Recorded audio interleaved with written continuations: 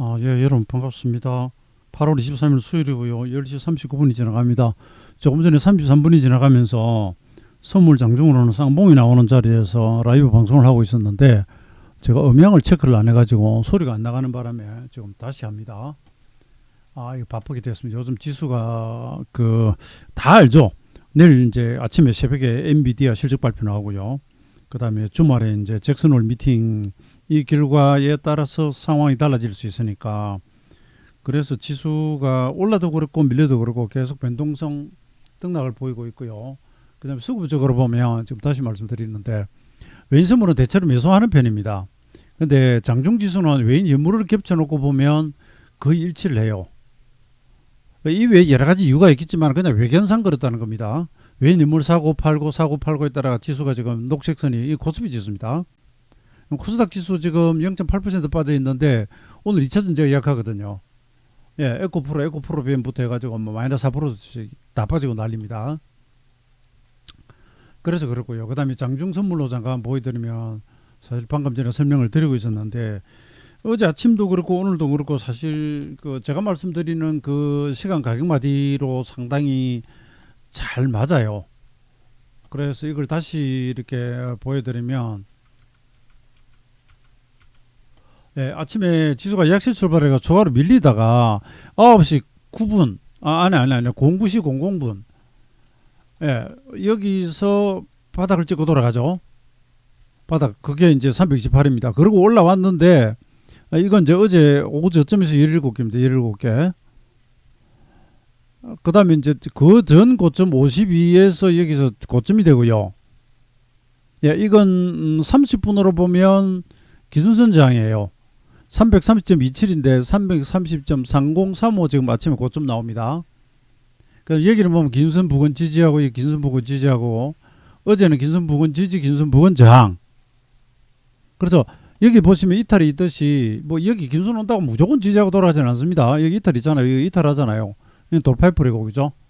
근데 가다가 이런 자리에서 돌거나 저항받고 키면 뭐 대응을 하는 그런 수준이죠.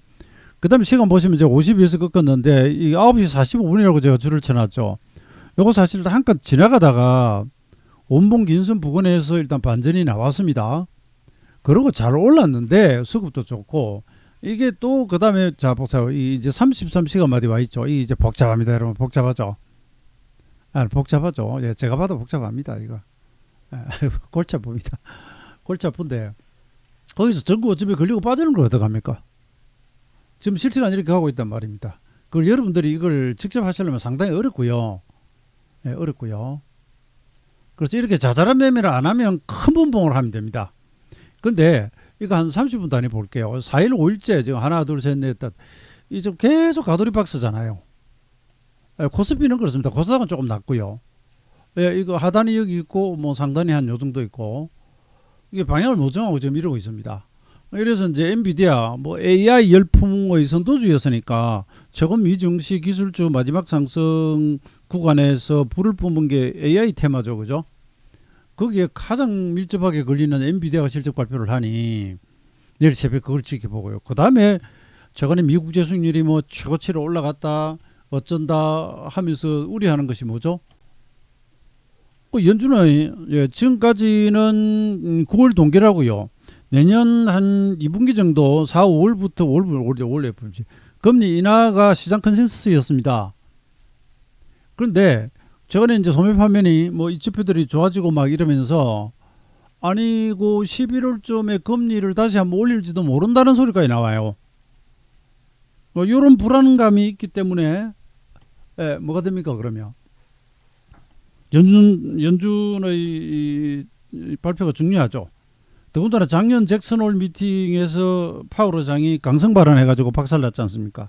그 전해의 잭슨홀 미팅에서는 당시만 해도 인플레 관련해서 전혀 우려할 수준이 아니었기 때문에 제가 이걸 정확히 기억합니다.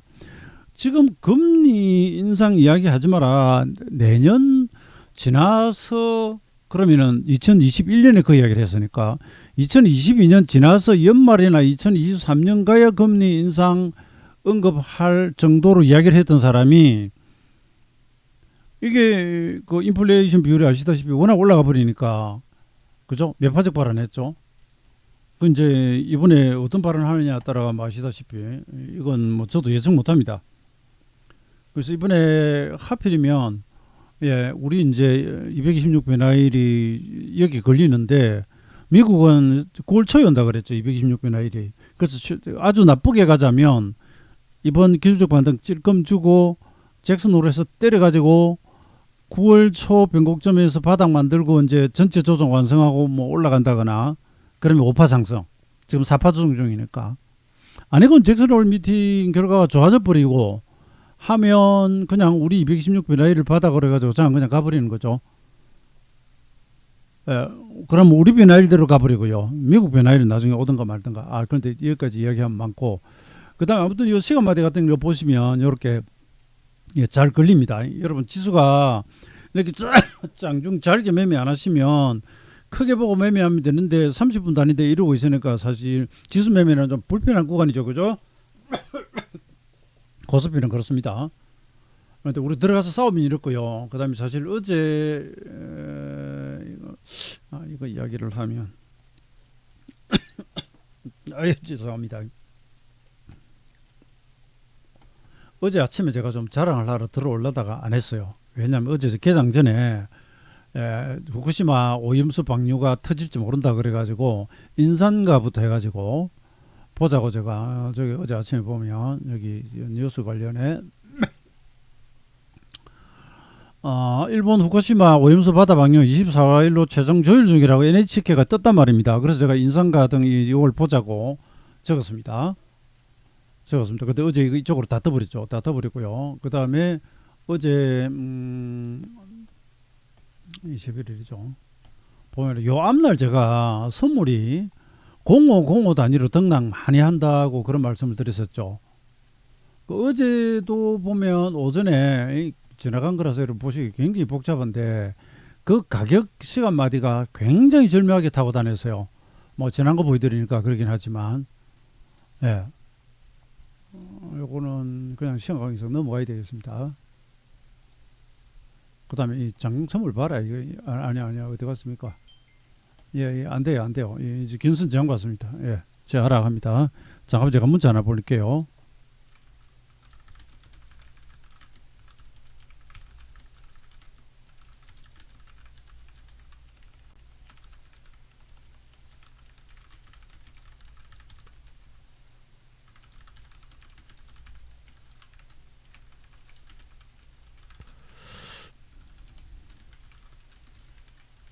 오 분 3이고 초반에 5분 긴순이 있어요.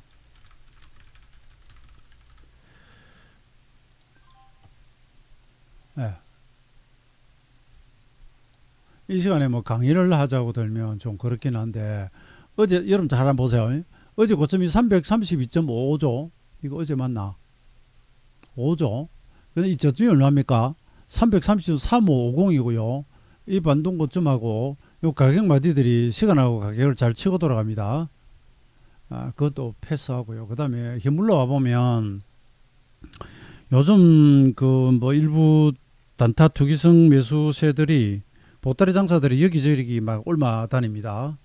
그래서 아시다시피 이제 맥신 뜨다가 어제 아침에 제가 맥신은 이제 매물 나오는 타이밍이니까 조심하라고 미리 이야기했습니다. 어제 작살났습니다. 그러고 나서 오늘 돌아갔지. 어제 이제 박살났어요. 자, 이걸 어제 개장 전에 후쿠시마 방류수 관련해 가지고 뭐 소금이라든지 그리고 나중에 보면 이제 육개나 닭이나 뭐 이거 수산 사조 시푸드니 이런 것들도 막 날라갔죠. 그죠? 날라갔는데 그건 뭐 어제 또 그렇다 치고 그렇게 했다가 어제 이제 일부 그 오염수 관리주들은 대장 뭐 인상가 정도를 제외하면 어제 고점에서 매물 확 나오면서 끝나고요. 오늘도 4초10분 뜨다가 확 매물 나옵니다. 이거 다 단발성이죠. 단발성입니다. 그리고 아침에 초전도체가 일부 반등 보이다가 지금 다시 흔들거리고 있고요.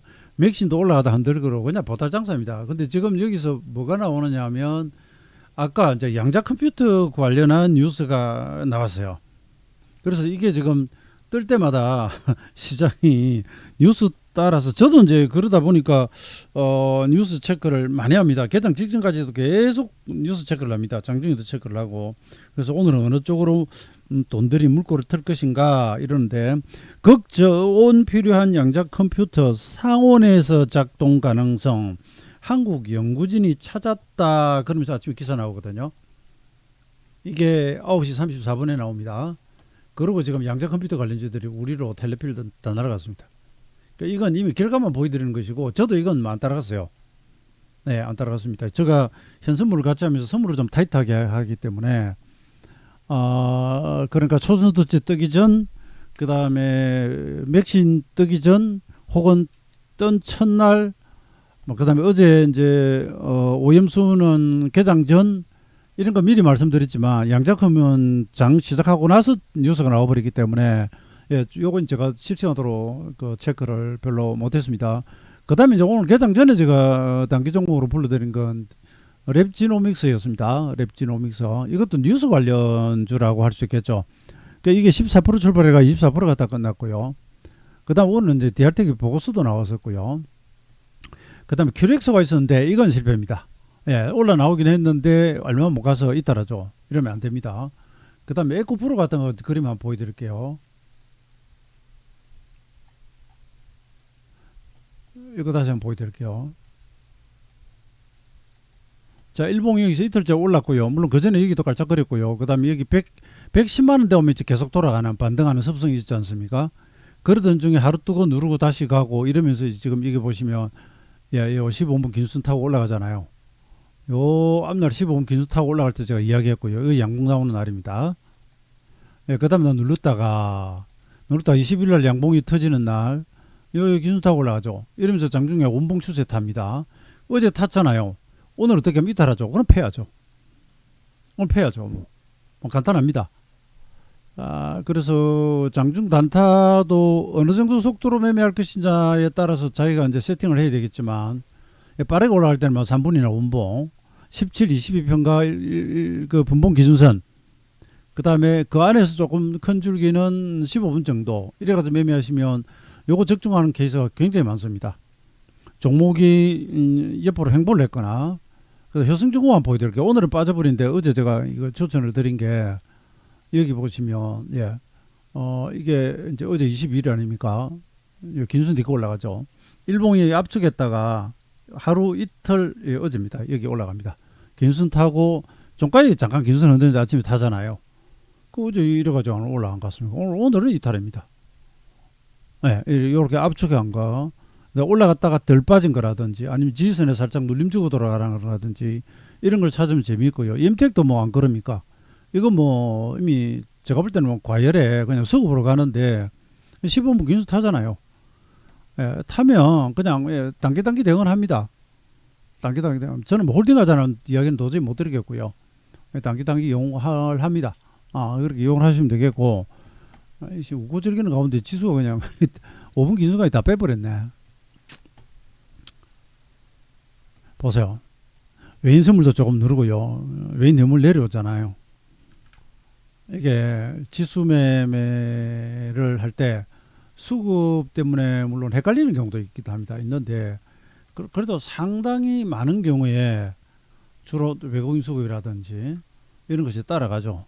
그 외에 뭐 환율이라든지 아니면 중국 정시의 흐름이라든지 나스닥 선물이라든지 이런 뭐 것들 다양한 변수들이 있습니다만은 현상, 예.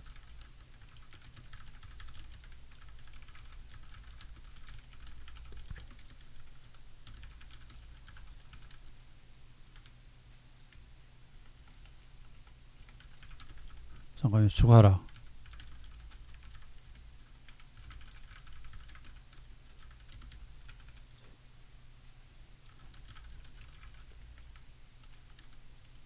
매도 보유 시 컷.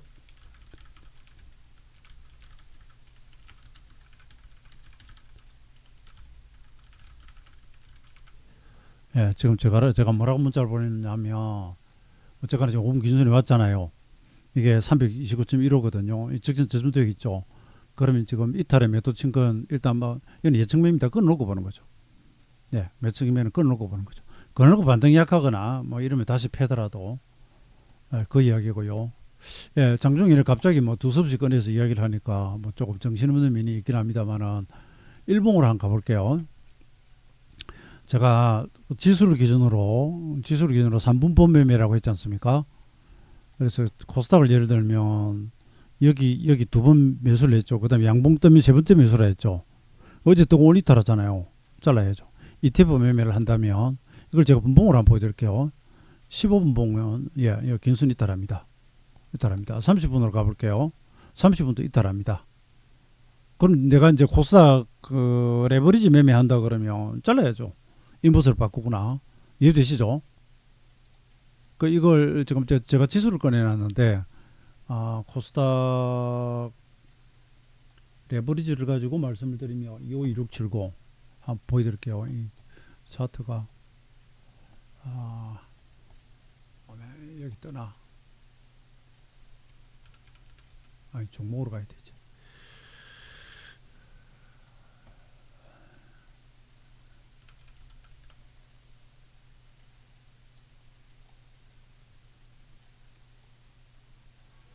자, 이게 여러분 아니다. 이게 왜 떴지? 뭘 제가 잘못했네요.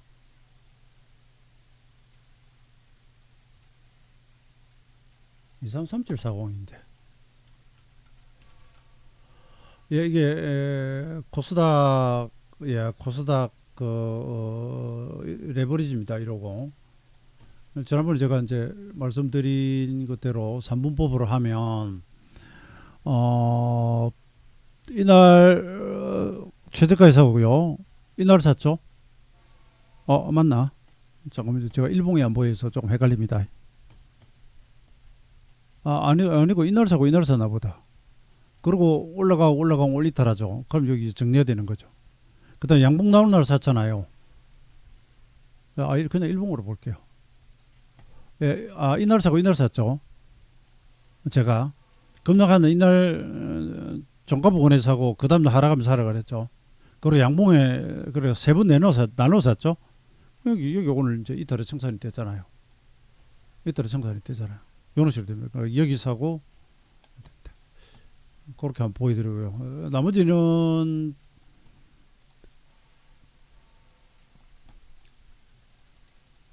지수 이제 계속 빠지네. 자석들 오늘이 보세요. 이제 바닥에서 223일이죠, 그죠? 오늘이 수요일 아닙니까? 그럼 226 변화일이 월요일이 됐죠. 잭슨홀 미팅이 튀어나오잖아요. 그것이 바닥을 만들려고 할지 이제 뭐 상투라 그러긴 좀 그렇고요. 지금 중간 파동이라서 재수 좋으면 216 변화일에서부터 올라가는 그림이 되고요. 이게 미정시로 가면 일수가 아직 멀었어요. 나스닥으로 가볼게요. 나스닥은 10월이 바닥이단 말입니다. 그래서 226일로 가면 지금이 215일이라서 226일까지 거의 뭐 10하루 정도 남았습니다. 10하루 남았습니다. 최근에 반등해 있죠. 거꾸로 지면 여기가 바닥이 되고요. 이렇게 이야기를 할 수 있습니다. 그래서 제가 미리 뭐 예언을 하진 않겠습니다. 기왕에 큰 변화일이 들어오고 거기에 주요 이벤트가 걸려 있으니까 거기서 어떻게 하는지 이제 보고 우리가 이렇게 변곡점을 노리고 있는 상황에서 시장에 획기적인 변화가 오면 그건 중기 바닥이 되든지 뭐가 되든지 보다 확실해지는 거죠. 보다 확신을 가지고 매매를 할 수가 있죠. 그런 효과입니다. 자, 저는 여기까지 말씀을 드리고요. 지수가 지금 아쉬운 긴순도 지지가 안 되네요. 지금 현선물이 계속 현선물을 같이 팹니다. 그래서 제가 방금 예측 매도 청산을 했는데 지금 추가로 하락을 해서 아직 뭐 추기 매도하기보다는 잠깐 추이를 한번 보겠습니다. 아까 이 저점도 있고 하니까 저는 여기까지 하겠고요. 제가 채팅방을 전혀 안 보기 때문에 지금 혹시 질문글 올라오는지 보고 제가 가겠습니다.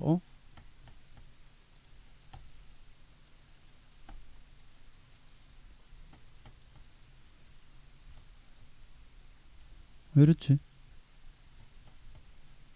그렇죠. 화면 송출이 안 됐네요. 야, 그럼 제가 녹화를 해가지고 올리겠습니다. 녹화분을 올리겠습니다.